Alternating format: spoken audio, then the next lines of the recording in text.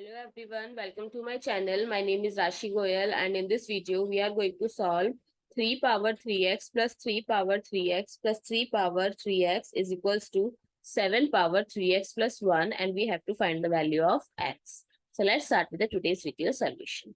So if I'll take 3 power 3x as common from left side, so 1 plus 1 plus 1 is equals to 7 power 3x plus 1. So it becomes 3 power 3x times 3 is equals to 7 power 3x plus 1. According to exponent rule, x power m times x power n, we can write it as x power m plus n.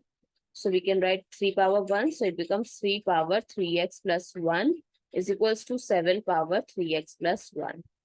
So 3 power 3x plus 1 by 7 power 3x plus 1 is equals to 1. Another exponent rule, x power m by y power m, we can write x by y whole power m.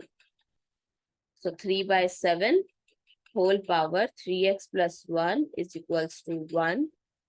Now another exponent rule, a power 0 is always 1. So a can be any number. Either it's 2 power 0, 3 by 4 whole power 0, or in this case, 3 by 7 whole power 0 is always equals to 1. So we can replace the right hand side 1 with 3 by 7 whole power 0.